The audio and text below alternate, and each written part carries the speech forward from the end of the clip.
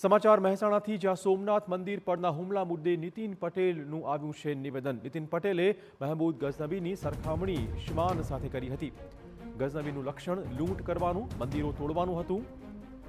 સોમનાથ મંદિરના પુનર્નિર્માણ ઇતિહાસને લઈને નીતિન પટેલે હુંકાર ભર્યો હતો। ઔરંગઝેબ, ગઝનબી જેવા હિન્દુ ધર્મને કાયમી નુકસાન નથી પહોંચાડી શક્યા, આ દાવો પણ તેમણે કર્યો।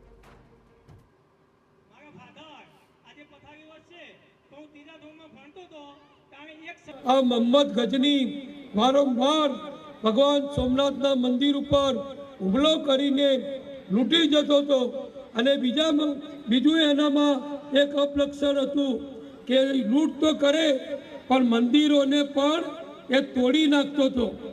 જેમ મારે સરખામણી ના કરાય પણ તમને કહું ખરાબ લાગશે પણ કહેવું જરૂરી છે કે કૂતરો ક્યાંય જાય તો પેશાબ કરે એ કૂતરાનું લક્ષણ છે।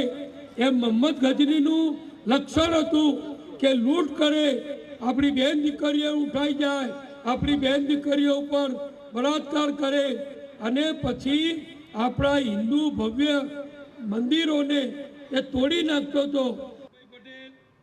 કડી શહેરમાં યોજાયેલા 72 ચુમાડ કડવા પાટીદાર પ્રગતિ મંડળના સ્નેહમિલન કાર્યક્રમમાં નીતિનભાઈ પટેલે આ વાત મૂકી છે। નીતિન પટેલે લોકોને અપીલ કરતા કહ્યું હતું કે જો આપણે ભૂતકાળને ભૂલી જઈશું તો આવનારો સમય અને પ્રજા આપણને માફ નહીં કરે।